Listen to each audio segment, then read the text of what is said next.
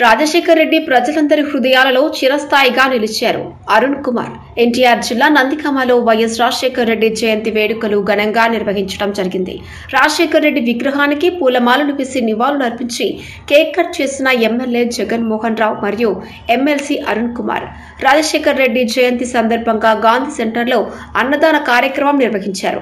కార్యక్రమంలో సీనియర్ న్యాయవాది కన్నికంటి జీవరత్నం, కొండారెడ్డి, పోలినేని శ్రీనివాసరావు తదితరులు పాల్గొన్నారు. డాక్టర్ వైఎస్ రాజశేఖర రెడ్డి గారి 75 జయంతి ఉత్సవాల్ని ఈరోజు నందిగామలో ఘనంగా జరుపుకుంటాం.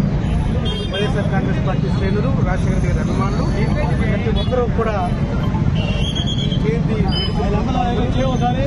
నందిగామ పట్టణమే కాదు, నందిగామ నియోజకవర్గంలో అన్ని గ్రామాల్లో అన్ని ప్రతి వాడలో కూడా వాళ్ళ ఇంట్లో మనిషికి ఏ విధంగా పుట్టినరోజు జయంతి వేడుకలు చేస్తారో ఆ విధంగా ప్రజలందరి హృదయంలో చిరస్థాయిగా నిలిచిపోయిన ఏకైక వ్యక్తి ఆంధ్రప్రదేశ్లో ఉన్నారంటే అది రాజశేఖర రెడ్డి గారు. రాజశేఖర రెడ్డి గారి జయంతి ఉత్సవాలు ఘనంగా నందిగామ జరుగుతున్నాయి.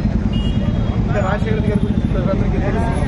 ఏ విధంగా ఆయన ప్రజల మనసును దోచుకున్నారో, ఏ విధంగా అనేక సంక్షేమ కార్యక్రమాలని మొదలుపెట్టారో, సంక్షేమ సారథిగా ఏ విధంగా ప్రజలందరూ హృదయాలను అందుకున్నారో అటువంటి రాజశేఖర రెడ్డి గారి ఆశయాలతో పునర్మించిన పార్టీ వైఎస్ఆర్ కాంగ్రెస్ పార్టీ శ్రీ జగన్మోహన్ రెడ్డి గారి నాయకత్వంలో ఈరోజు నందిగామలో ఘనంగా జరుపుకుంటున్నాం.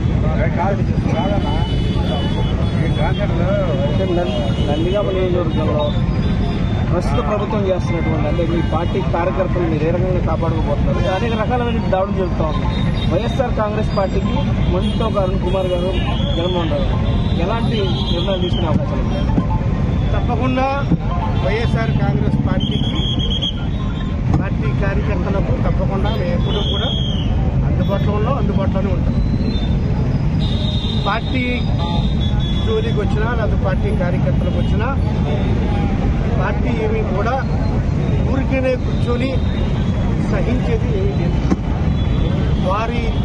వారికి ప్రజలు అద్భుతమైన ప్రజా తీర్పు ఇచ్చారు.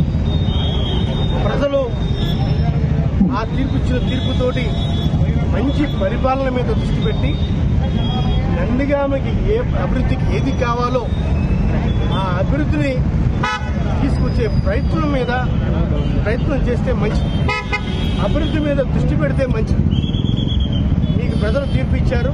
5 సంవత్సరాలు ఈ నందిగామ ప్రజలకు మేము ఏమి చేయబోతున్నాము, కనీసం ఇప్పుడైనా సరే గెలిచిన తర్వాత ఈ రానున్న 4 ఏళ్లలో 5 ఏళ్లలో నందిగామ ప్రజలకు మేము ఫలానా పనులు చేయబోతున్నాం అనేది ఇప్పటికైనా నందిగామ ప్రజలకు